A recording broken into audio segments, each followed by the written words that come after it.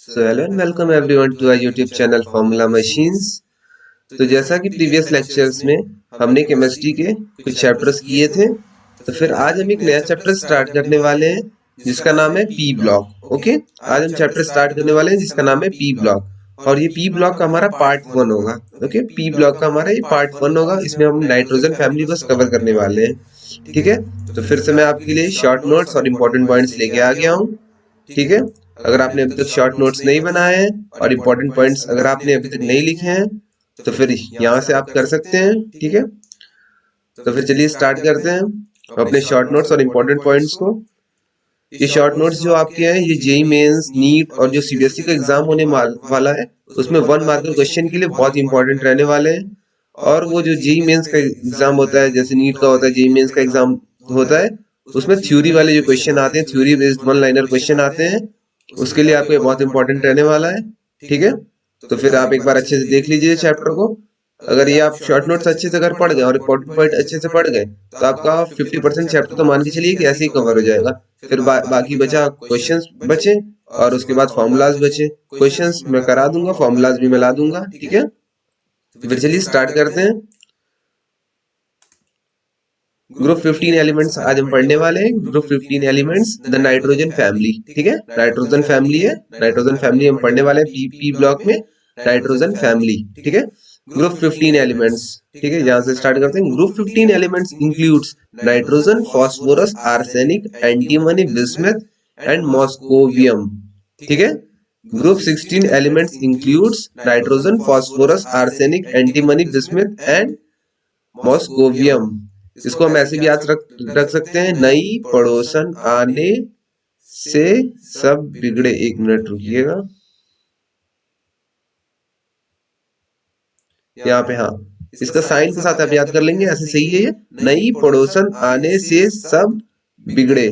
Moscovium को आप इस तरह बाद में याद रख सकते हैं और इसका साइन आर्सेनिक के साइन के साथ। ठीक है, नई पड़ोसन आने से आर्सेनिक से सब एस बी सब बिगड़े। ओके, एस बी होता है एंटीमनी का। ओके, चलिए फिर देखते हैं। ये आप याद रख लीजिएगा, सबकी अलग अलग ट्रिक्स होती हैं याद करने की। आपकी भी कुछ होगी तो कमेंट कर दीजिएगा आपकी कौन सी ट्रिक्स थी। ठीक है, तो हम सेकंड अपना पॉइंट देखते हैं। सेकंड पॉइंट हमारा है, as we go down there is a shift from non metallic character to metallic character through metalloidic character. Okay, जब जैसे जैसे हम डाउन जाते हैं, ओके, डाउन जाते हैं ग्रुप में, तो हमारा शिफ्ट होता है नॉन मेटेलिक कैरेक्टर से मेटेलिक कैरेक्टर। बीच में मेटलॉइड्स आते हैं, ऊपर नॉन मेटल्स, बीच में मेटलॉइड्स और लास्ट में मेटल्स। ओके, ये वाला भी आप देख लीजिएगा एक बार अच्छे से पॉइंट। थर्ड वाला अपना पॉइंट देखते हैं हम। Nitrogen and phosphorus are non metals, arsenic and antimony are metalloids and bismuth is typical metal whereas moscovium is radioactive। मुझे बता रहा था मैं, ऊपर नॉन मेटल्स होते हैं, बीच में मेटलॉइड्स आते हैं और लास्ट में मेटल्स आते हैं, और एक ये जो है रेडियो एक्टिव है। ठीक है, रेडियो एक्टिव है। तो फिर देखिए, नाइट्रोजन फास्फोरस जो हमारे होते हैं नॉन मेटल होते हैं, नाइट्रोजन और फास्फोरस हमारे नॉन मेटल हो गए। ठीक है, आर्सेनिक और एंटीमनी जो हमारे मेटलॉइड्स हो गए, आर्सेनिक एंटीमनी हमारे मेटलॉइड्स हो गए।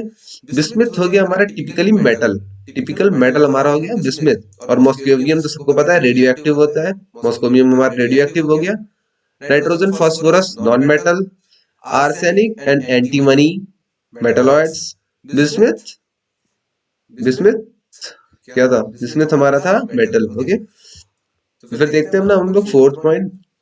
फोर्थ पॉइंट हमारा है, covalent and ionic radii increases as we go down the group. जैसे जैसे हम ग्रुप में नीचे जाते हैं, कोवेलेंट और आयोनिक रेडियाई इंक्रीज करता है। ओके, ये भी पॉइंट आप देख लीजिएगा। चलिए आगे देखते हैं। नेक्स्ट हमारा पॉइंट है, ionisation enthalpy decreases down the group due to gradual increase in atomic size. देखिए, हम नीचे जाते रहते हैं, नीचे जाते हैं तो एटॉमिक साइज बढ़ता है। ठीक है, ये सबको पता रहता है, नीचे जाने पे एटॉमिक साइज बढ़ता है। एटॉमिक साइज जैसे जैसे बढ़ता है, आयनाइजेशन एंथैल्पी वैसे वैसे कम होती है। इनवर्सली प्रोपोर्शनल होते हैं एक दूसरे के। आयनाइजेशन एंथैल्पी कम होगी तो आपका एटॉमिक साइज बढ़ेगा। एटॉमिक साइज अगर आपका बढ़ रहा है, एटॉमिक साइज अगर आपका कम हो रहा है तो आयनाइजेशन एंथैल्पी आपकी बढ़ेगी। ओके, इनवर्सली प्रोपोर्शनल होता है, ये वाला भी आप देख लीजिएगा। अगर क्वेश्चन में आएगा आयनाइजेशन एंथैल्पी लिखने को तो एटॉमिक साइज से रिलेट करके लिख दीजिएगा। जैसे जैसे एटॉमिक साइज आपका बढ़ता है वैसे वैसे आयनाइजेशन एंथैल्पी आपकी कम होती है। ओके, ये याद रखिएगा, अगर क्वेश्चन आया तो इससे आप रिलेट करके लिख सकते हैं। ओके, ये सेकेंड वाला अपना पॉइंट देखते हैं इसमें हम। The electronegativity value is in general decreases down the group with increasing atomic size. जैसे जैसे साइज इंक्रीज होता है, ओके, जैसे जैसे साइज इंक्रीज होता है इलेक्ट्रोनेगेटिविटी की जो वैल्यू होती है वो भी हमारी डिक्रीज होती है। क्या क्या डिक्रीज होता है? इलेक्ट्रोनेगेटिविटी की वैल्यू डिक्रीज होती है, आयनाइजेशन एंथैल्पी डिक्रीज होती है। ठीक है, साइज जैसे जैसे इंक्रीज होगा आयनाइजेशन एंथैल्पी कम होगी, इलेक्ट्रोनेगेटिविटी की वैल्यू भी डिक्रीज होगी। ठीक है, देखते हैं अपना अगला पॉइंट। अगला हमारा पॉइंट है the metallic character increases down the group.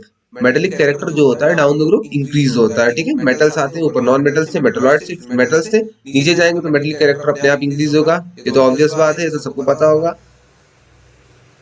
Next point हम अपना देखते हैं the boiling point increases from top to bottom. Boiling point जो है टॉप से बॉटम तक इंक्रीज होता है in the group, but the melting point increases up to arsenic and decreases up to bismuth. देखिए द बॉइलिंग पॉइंट मतलब एकदम top से बॉटम तक हमारा बॉइलिंग पॉइंट इंक्रीज होता है, मेल्टिंग पॉइंट हमारा इंक्रीज होता है आर्सेनिक तक, बस आर्सेनिक तक हमारा मेल्टिंग पॉइंट इंक्रीज होता है, और डिक्रीज होता है, ये डिक्रीज होता है बिस्मथ तक। बिस्मथ तक ये हमारा डिक्रीज होता है और आर्सेनिक तक इंक्रीज होता है।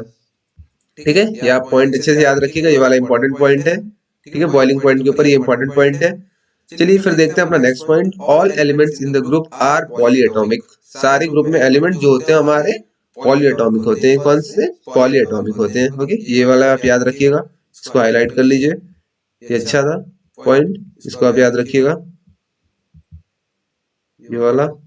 ठीक है, बिस्मथ, ये वाला भी पॉइंट इंपॉर्टेंट था, इसको भी देख लीजिएगा, ये वाला भी पॉइंट इंपॉर्टेंट था, इसको भी देख लीजिएगा। ठीक है, आप नोट्स बनाते चलिएगा साथ में। ठीक है, ये क्योंकि एग्जाम के टाइम आपके बहुत काम आने वाले हैं नोट्स। ओके, लास्ट वाला हमारा पॉइंट है except nitrogen all elements show allotropy. Nitrogen को छोड़ के all element shows allotropy. Allotropy कौन कौन से एलिमेंट शो करते हैं? नाइट्रोजन को छोड़ के सारे एलिमेंट्स एलोट्रॉपी शो करते हैं। ओके, नाइट्रोजन को छोड़ के सारे एलिमेंट्स एलोट्रॉपी शो करते हैं। ये सारे पॉइंट्स एक बार अच्छे से कलेक्ट करके कहीं रख लीजिएगा। ठीक है, अगर साथ साथ आप नोट्स बनाते चल रहे हैं तो बहुत अच्छा है। ठीक, तो चलिए आगे देखते हैं। फिर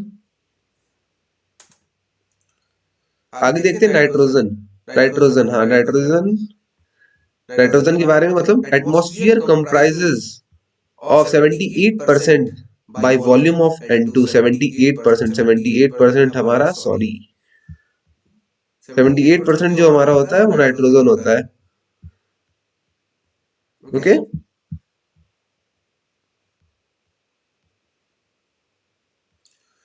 it is found in form of protein in plants and animals. ये प्रोटीन के फॉर्म में प्लांट्स और एनिमल्स में मिलता है। किसके फॉर्म में मिलता है? प्रोटीन के फॉर्म में मिलता है। Okay, it is found in form of protein in plants and animals, और 75%, 78% बाई वॉल्यूम होता है। ठीक है, तो फिर चलिए देखते हैं earth crust, chile saltpetre. Okay, chile saltpetre NaNO3 होता है हमारा। ठीक है, अर्थ क्रस्ट के अंदर, और इंडियन साल्ट पेटर KNO3, KNO3। ओके, ये हमारा अर्थ क्रस्ट के अंदर मिलते हैं। तो देखते हैं फिर फास्फोरस। फास्फोरस कहाँ है? Phosphorus is present in bones, living shells, plant matter. Okay, phosphorus जो होता है हमारा बोन्स, लिविंग शेल और प्लांट मैटर में प्रेजेंट होता है। Following are present mainly in sulphide minerals, arsenic, antimony and bismuth. ये जो हमारे फास्फोरस होते हैं ये बेसिकली हमारे present mainly as sulphide minerals के फॉर्म में प्रेजेंट होते हैं, आर्सेनिक, एंटीमनी और बिस्मथ में। ओके, तो चलिए आगे बढ़ते हैं। नेक्स्ट हम अपना देखते हैं पॉइंट। नेक्स्ट हमारा पॉइंट है the common oxidation state of this elements are -3, +3 और +5। कॉमन ऑक्सीडेशन स्टेट अगर कभी भी पूछा जाए तो कॉमन ऑक्सीडेशन स्टेट हमारा होता है -3, +3 और +5। ओके, ये हमारा तीनों कॉमन ऑक्सीडेशन स्टेट होता है। और सेकंड पॉइंट देखते हैं इसका, the tendency to exhibit -3 oxidation state decreases down the group due to increase on size and metallic character. Metallic character जैसे जैसे इंक्रीज होता है, ठीक है, मेटेलिक कैरेक्टर आपका down the group atomic size increase होगा। मेटेलिक कैरेक्टर आपका जैसे जैसे इंक्रीज होगा, मेटेलिक नीचे मेटल्स थे तो मेटेलिक कैरेक्टर आपका ऑब्वियसली इंक्रीज होने वाला है, तो हमारी tendency to exhibit -3 oxidation state decrease हो जाएगी। ठीक है, आयनाइजेशन एंथैल्पी भी डिक्रीज होती थी, और यहाँ पे tendency to exhibit -3 oxidation state भी आपकी नीचे जैसे जैसे आते जाएंगे वैसे आपकी डिक्रीज होती जाएगी। ओके, तो फिर देखते हैं अपना नेक्स्ट पॉइंट, हम देखते हैं nitrogen is restricted to max to a maximum covalency of +4 होना चाहिए था, of 4 since only 4 orbitals are available for bonding. Nitrogen restricted to maximum covalency nitrogen की कितनी हो सकती है, 4 हो सकती है। ये क्वेश्चन आ सकता है। मैक्सिमम कोवेलेंसी ऑफ नाइट्रोजन हमारी 4 हो सकती है। कितनी हो सकती है, 4 हो सकती है। एक बार अच्छे से देख लीजिएगा। तो चलिए देखते हैं आगे। देख लीजिए, nitrogen differ from the rest member of the group due to its smaller size, higher electronegativity, higher ionization enthalpy and non-availability of d orbitals। हमारे एलिमेंट्स जो थे, ठीक है, नाइट्रोजन फैमिली के हमारे जो एलिमेंट्स थे, नाइट्रोजन सबसे डिफर कर जाता है। नाइट्रोजन फर्स्ट एलिमेंट होता है, ऑब्वियसली सबसे छोटा होगा, सबसे छोटा होगा डिफर करेगा ही। नीचे जाने पे हमारा मेटल कैरेक्टर इंक्रीज करता है, नॉन मेटल होता है। इसीलिए देखिए, स्मॉलर साइज पहला रीजन हमारा होता है, स्मॉलर साइज की वजह से ये डिफर करता है। दूसरा हमारा रीजन होता है कि हायर इलेक्ट्रोनेगेटिविटी सबसे ज्यादा होती है, नीचे आने पर इलेक्ट्रोनेगेटिविटी कम होती जाती है। ठीक है, हायर आयनाइजेशन भी हमारा जैसे जैसे साइज बढ़ता है वैसे वैसे हमारा कम होते जाता है आयनाइजेशन। तो आयनाइजेशन ये भी एक रीजन हो गया, ionisation enthalpy and non availability of D orbitals इसमें खाली नहीं रहते हैं, ये भी एक मेन रीजन है। ठीक है, इसीलिए हमारा ये सीबीएसई में बहुत इंपॉर्टेंट क्वेश्चन रहता है, ये वाला इसको अच्छे से आप याद कर लीजिएगा, ये बहुत इंपॉर्टेंट रहता है। ओके, ये क्वेश्चन आने के बहुत सारे चांसेस रहते हैं, मतलब क्वेश्चन आता है आपका जैसे नाइट्रोजन क्यों सारे एलिमेंट से डिफरेंट होता है, सारे एलिमेंट अपने ग्रुप में सारे एलिमेंट्स क्यों डिफरेंट होता है। फर्स्ट हो गया हमारा उसका स्मॉल साइज होता है, और उसका हाई इलेक्ट्रोनेगेटिविटी होता है, हायर आयनाइजेशन एंथैल्पी होता है, non availability of D orbitals होता है, और स्मॉलर साइज होता है। ये तो सबको पता था। ठीक है, तो चलिए आगे बढ़ते हैं। Nitrogen has unique ability to form p multiple bonds with itself and with other elements having small size and higher electronegativity. Nitrogen की एक टेंडेंसी होती है कि वो p बॉन्ड्स फॉर्म करता है। ओके, नाइट्रोजन जो हमारा होता है वो p बॉन्ड्स फॉर्म करता है, नाइट्रोजन की वो टेंडेंसी होती है। नाइट्रोजन के लिए कभी भी अगर पूछे कौन से बॉन्ड फॉर्म करता है तो वो होगा आपका p multiple bonds with itself and with other elements having small size and high electronegativity। ठीक है, व्याख्या पढ़ लीजिएगा। चलिए नेक्स्ट पॉइंट को देखते हैं हम। The single nitrogen bond is weaker than single pp bond. Okay, because of higher electronic क्या है inter electronic repulsion of non bonding electrons. जो nn बॉन्ड हमारा होता है नाइट्रोजन बॉन्ड और फास्फोरस बॉन्ड से हमारा वीक होता है। ओके, ये वाला पॉइंट भी आप एक बार अच्छे से देख लीजिएगा, ये वाला भी इंपॉर्टेंट है। ठीक है, तो चलिए बढ़ते हैं आगे। आगे हम देखते हैं phosphorus and arsenic can form D bond. Phosphorus और आर्सेनिक जो हमारा होता है डी बॉन्ड फॉर्म कर सकता है। नाइट्रोजन हमारा कौन सा बॉन्ड फॉर्म करता था? ये देखिए, नाइट्रोजन हमारा पी बॉन्ड फॉर्म करता था। फास्फोरस और आर्सेनिक हमारे डी बॉन्ड फॉर्म करते हैं, डी बॉन्ड फॉर्म करते हैं फास्फोरस और आर्सेनिक। और नेक्स्ट हम देखते हैं reactivity increases down the group. जैसे जैसे आप डाउन द ग्रुप आएंगे एटॉमिक साइज इंक्रीज होगा। एटॉमिक साइज आपका इंक्रीज होगा तो इलेक्ट्रोनेगेटिव मतलब ये सॉरी रिएक्टिविटी इंक्रीज होगी। ठीक है, रिएक्टिविटी भी आपकी इंक्रीज होगी डाउन द ग्रुप जैसे जैसे पाएंगे। Reducing character increases down the group, reducing character भी आपका इंक्रीज होगा। ठीक है, डाउन द ग्रुप आप पाएंगे तो आपकी एटॉमिक साइज बढ़ेगी, रिएक्टिविटी इंक्रीज होगी, रेड्यूसिंग कैरेक्टर इंक्रीज होगा। एसिडिक नेचर इंक्रीजेस, जैसे जैसे आप नीचे आएंगे आपकी रिएक्टिविटी इंक्रीज होगी, एटॉमिक साइज इंक्रीज होगा, एसिडिक कैरेक्टर इंक्रीज होगा और रेड्यूसिंग कैरेक्टर भी इंक्रीज होगा। ठीक है, thermal stability decreases, thermal stability जो होती है वो डिक्रीज हो जाएगी, थर्मल स्टेबिलिटी जो होती है वो डिक्रीज होने लगेगी आपकी। ठीक है, thermal stability decreases down the group. Bond dissociation enthalpy decreases down the group. Decrease क्या क्या होगा? बॉन्ड डिसोसिएशन एंथैल्पी भी आपका डिक्रीज हो जाएगा। ठीक है, basicity decreases down the group. Basicity आपको जो होता है बेसिक रहने की टेंडेंसी वो आपकी डिक्रीज होती जाएगी down the group. Bond angle decreases down the group. Bond angle जो आपका होता है वो डाउन द ग्रुप डिक्रीज होते जाएगा, बॉन्ड एंगल आपका डाउन द ग्रुप डिक्रीज होते जाएगा। Density increases down the group, density जो हमारी है वो इंक्रीज होती जाएगी। कभी भी ये क्वेश्चन आ जाता है, ये देखिए ये इंपॉर्टेंट है। ठीक है। कभी कभी क्वेश्चन आ जाता है डेंसिटी, डेंसिटी के बारे में पूछ देता है कमेंट करने को कि हमारा डेंसिटी क्या होता है, डाउन द ग्रुप हमारा नाइट्रोजन फैमिली में डेंसिटी क्या होता है, तो डेंसिटी हमारी इंक्रीज होती है डाउन द ग्रुप। ठीक है, ये आप एक बार अच्छे से नोट कर लीजिएगा सारा, और एग्जाम से पहले एक बार अगर आप उसका रिवीजन कर लेंगे तो बहुत अच्छा रहेगा। ठीक है, ये मैं पूरा एकदम समरी लेके आया हूँ पूरे चैप्टर की, आप लोग एक बार इसको नोट करके रिवीजन जरूर कर लीजिएगा। ठीक है, तो चलिए बढ़ते हैं आगे। बॉइलिंग पॉइंट, बॉइलिंग पॉइंट के बारे में BiH3 greater than SbH3 greater than NH3 NH3 greater than ASH3 greater than PH3। ये देखिए ये बहुत इंपॉर्टेंट है, ये जेईई मेंस के PYQs में भी आया हुआ है। ठीक है, ये मेंस में भी आया हुआ क्वेश्चन है, मेंस में। ठीक है, मेंस में आया हुआ क्वेश्चन है, ये मोस्ट इंपॉर्टेंट मान लीजिए इसको। ओके, मेंस का क्वेश्चन है। फिर चलिए आगे देखते हैं। Very pure N2 can be obtained by thermal decomposition of sodium और बेरियम एजाइड्स। सोडियम और बेरियम एजाइड के थर्मल डिकम्पोजिशन से वेरी प्योर N2 आपको मिल सकता है, मिल सकता क्या, मिलता ही है। ठीक है, और यहाँ पे हम N2 गैस की बात करते हैं। N2 gas is colourless, odourless, insoluble in water. वो कलरलेस होती है, ऑर्डरलेस भी होती है, और इनसॉल्युबल, सॉल्युबल भी नहीं होती है वाटर में। It is neither combustible nor supporter of combustion. Combustion भी सपोर्ट नहीं करती और कंबस्टेबल भी खुद नहीं होती है। ओके, तो चलिए हम आगे देखते हैं। अपना नेक्स्ट पॉइंट है हमारा, ammonia is prepared on large scale bye Haber's process. Haber's process आपने पढ़ा होगा, हैबर्स प्रोसेस। मैं हैबर्स प्रोसेस की इतनी डिटेल में नहीं जा रहा हूँ, अगर नहीं पढ़ा है आपने तो आप एक बार अपनी बुक में देख लीजिएगा। Haber's process, ammonia, Haber's process से अमोनिया आपका प्रिपेयर्ड होता है। ठीक है, तो आइए चलिए अमोनिया के यूजेस देख लेते हैं। ओके, हैबर्स प्रोसेस आपको पता है ना, चलिए आप हैबर्स प्रोसेस आप अपने से देख लीजिएगा, मैं अभी नहीं बताने वाला, आप हैबर्स प्रोसेस अपने से देख लीजिएगा। Uses of ammonia, uses of ammonia हम देखते हैं। Use as refrigerator fluid. Ammonia आपको यूज होता है रेफ्रिजरेटर के फ्लूइड में। Okay, refrigerator fluid.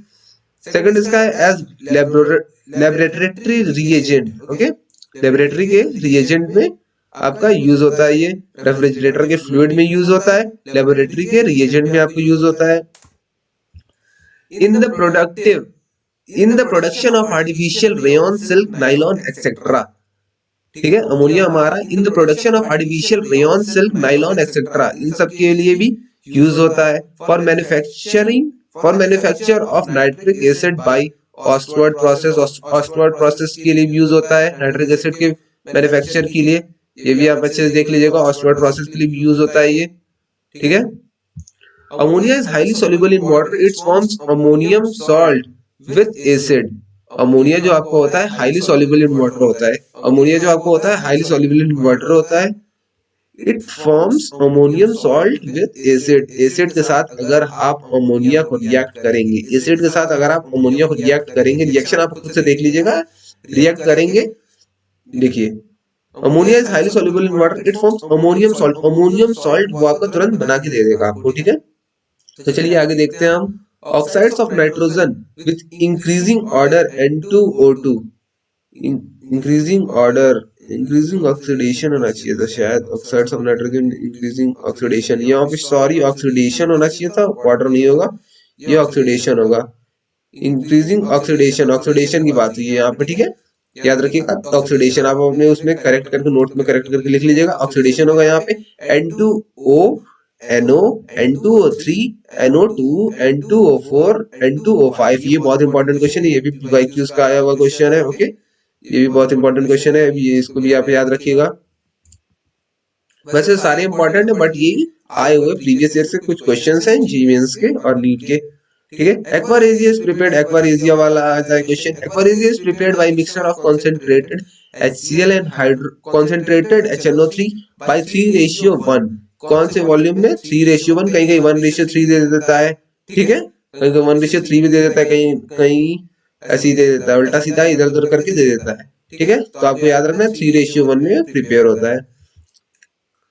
Phosphorus is found in different allotropic form. The important ones are white, red and black. Phosphorus हमारा बहुत सारे allotropic फॉर्म में फॉर्म होता है, बट इसका मेन जो होते हैं white, red और black होते हैं। ठीक है, मेन जो होते हैं white, red और black होते हैं। ठीक है ना, चलिए आगे बढ़ते हैं फिर। व्हाइट फॉस्फोरस, आइए व्हाइट फॉस्फोरस की बात करते हैं। It is translucent white vaccine solid. White phosphorus हमारा ट्रांसलूसेंट व्हाइट वैक्सी सॉलिड होता है। इट इज पॉइजनस, ये पॉइजनस हमारा होता है, और इनसॉल्युबल इन वाटर, वाटर के अंदर इनसॉल्युबल होता है। It is less stable therefore more reactive. Less stable, stability कम है तो रिएक्टिविटी ज्यादा होगी, स्टेबल नहीं है तो स्टेबल होने के लिए वो रिएक्ट करेगा, ठीक है। Less stable then more reactive than other solid phase under same condition. तो यहाँ पे रेड फास्फोरस की हम बात करते हैं। रेड फास्फोरस अपना देखते हैं। It is obtain by heating white phosphorus as at 573 573 kelvin. Okay, 573 kelvin पे जब हम रेड मतलब व्हाइट फास्फोरस को हीट करेंगे तो वो हमारा रेड फास्फोरस बन के तैयार हो जाएगा। ओके, देखते हैं next point. It possesses ironic green lustre. Ironic green lustre होता है। इसका व्हाइट वैक्सी सॉलिड ये रहता था, ट्रांसलूसेंट व्हाइट वैक्सी सॉलिड ये रहता था। ये आयरनिक ग्रीन लश्यर वाला है, ठीक है। ये आयरनिक ग्रीन लश्यर रहता है इसका। It is odourless non poisonous. ये जो हमारा होता है नॉन पॉइजनस होता है, ठीक है। दोनों में डिफरेंस है कि ये हमारा नॉन पॉइजनस होता है। Okay, and insoluble in water. Okay, तो चलिए आगे देखते हैं।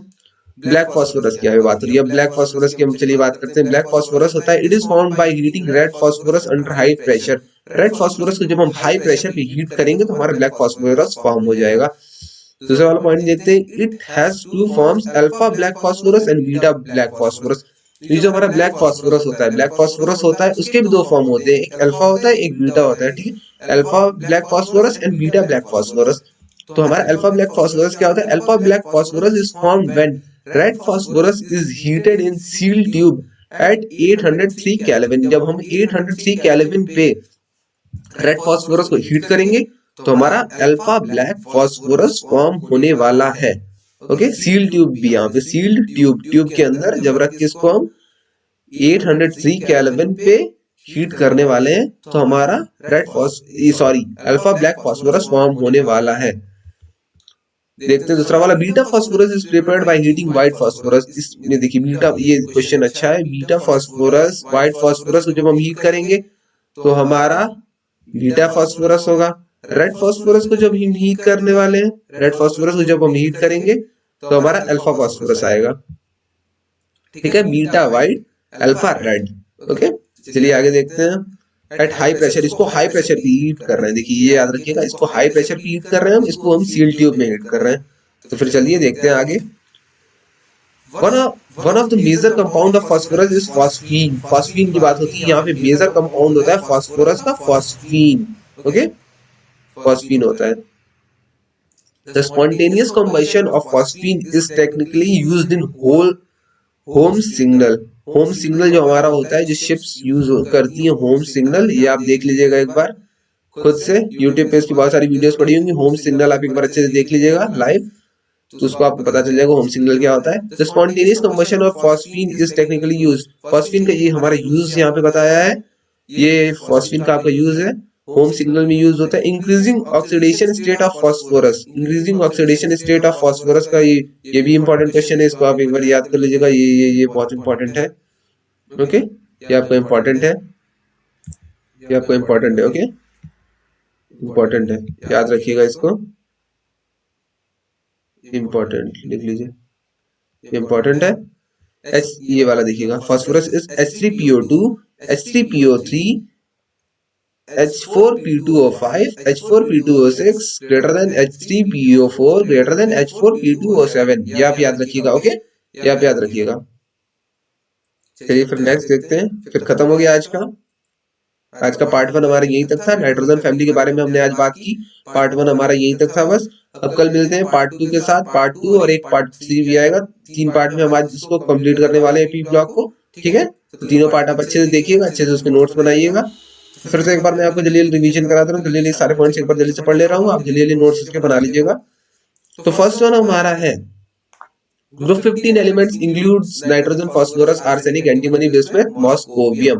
ओके, आपको ट्रिक बताया हूं, आप फिर से पीछे करके देख लीजिएगा। सेकंड वन है हमारा as we go down the group there is shift of non metallic character to metallic character through metalloidic character. Third वाला हमारा nitrogen, phosphorus are non metal, arsenic and antimony are metalloids and bismuth is typically metal where moscovium is radioactive. Covalent and ionic radii increases as we go down the group. Ionization enthalpy decreases down the group due to gradual increase in atomic size. The electronegativity value in general decreases down the group with increasing atomic size. The metallic character increases down the group. The boiling point increases from top to bottom in the group, but the melting point increases up to arsenic and decreases up to bismuth. All the elements in the group are polyatomics. Except nitrogen, all the elements shows allotropy. Nitrogen के यहाँ पे बात हो रही है. Atmosphere comprises of 78% by volume of N2. It is found in form of protein in plants and animals. Earth crust में होता है हमारा child salpeter NaNO3, Indian salpeter KNO3. Okay, phosphorus की यहाँ पे बात हो रही है. Phosphorus is present in bones, living shells, plants and matters. Following are present mainly as sulfide minerals. Phosphorus ये हमारे sulfide minerals के फॉर्म में प्रेजेंट होते हैं, आर्सेनिक, एंटीमनी और बिस्मथ के. ठीक है, तो हमारा नेक्स्ट पॉइंट है the common oxidation state of this elements are -3 +3 and +5. Common oxidation state उसके होते हैं, वो देख लीजिएगा. The tendency to exhibit -3 oxidation state decreases down the group due to increase on size and metallic character. ठीक है, तो हमारा नेक्स्ट पॉइंट है nitrogen is restricted to maximum covalency of 4 since only 4 orbitals are available for bonding. Nitrogen differ from rest of the member of the group due to its small size, higher electronegativity, higher ionization enthalpy and non-availability of d orbitals. Next हमारा point है nitrogen has unique ability to form p-pi multiple bonds with itself and with other elements having small size and high electronegativity. Next हमारा point is the size of an n bond is weaker than pp bond because of higher electronic repulsion of non-bonding electrons. Phosphorus and arsenic can form D pi bonds. ये सबसे अच्छा है, important है, ये देख लीजिएगा. Reactivity increases down the group. Reducing character increases down the group. Acidic nature increases down the group. Thermal stability decreases down the group. Bond dissociation energy decreases down the group. Basicity decreases down the group. Bond angle decreases down the group. Density increases down the group. Okay, boiling point है हमारा BiH3 greater than SbH3 greater than NH3 greater than ASH3 greater than PH3.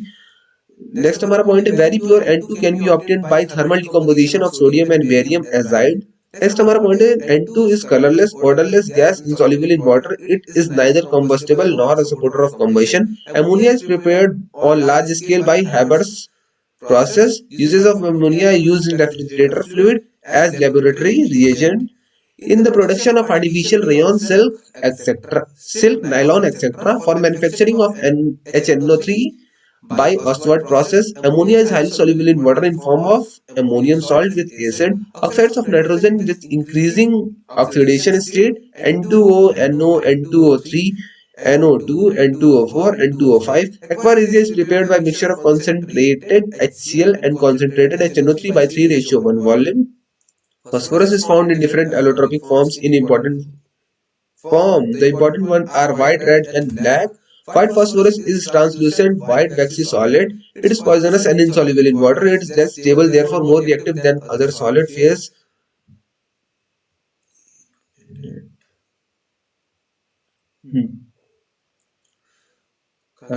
More reactive than other solid phase under same condition. Red phosphorus की हमारी बात हो रही है. Red phosphorus, it is obtained by heating white phosphorus at 573 Kelvin in an inert atmosphere for several days. It possesses ironic green glacier. It is odorless, non-poisonous and insoluble in water.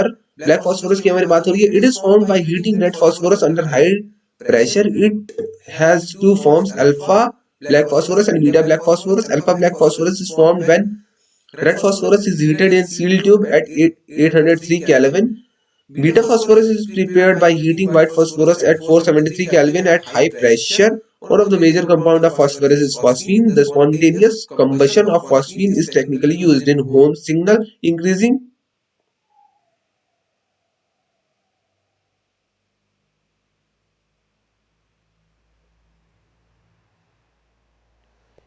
oxidation state of phosphorus is H3PO2 greater than H3PO3 greater than H4P2O5 greater than H4P2O7 greater than H3PO4 greater than H4P2O7. Okay, तो आज के लिए हम बस इतना ही रखते हैं. खत्म हो गया शायद. यस, आज के लिए बस हम इतना ही रखते हैं. मिलते हैं नेक्स्ट वीडियो में नेक्स्ट इसके पार्ट के साथ. तब तक आप इसको पूरा रिवाइज कर लीजिएगा. नोट्स अपने आप अच्छे से बना लीजिए. शॉर्ट नोट्स आ गए हैं या तो इसकी PDF आप निकलवा लीजिए. पीडीएफ मैं तो अभी उस तरह नहीं दे पाया हूँ, बट आप स्क्रीनशॉट लेके इसकी पीडीएफ निकलवाना चाहते हो तो निकलवा लीजिए, नहीं तो अपने से बना लीजिए। शॉर्ट नोट्स अपने सबसे अच्छे होंगे, ठीक है। इंपॉर्टेंट पॉइंट्स और शॉर्ट नोट्स आप 2 बार 1 बार देख लीजिए, जितने बार देखना है देख लीजिए, ठीक है। अच्छे से आप एक बार बना लीजिए अपने शॉर्ट नोट्स, ठीक है। तो मिलते हैं नेक्स्ट वीडियो में नेक्स्ट किसी टॉपिक के साथ। तब तक के लिए बाय बाय।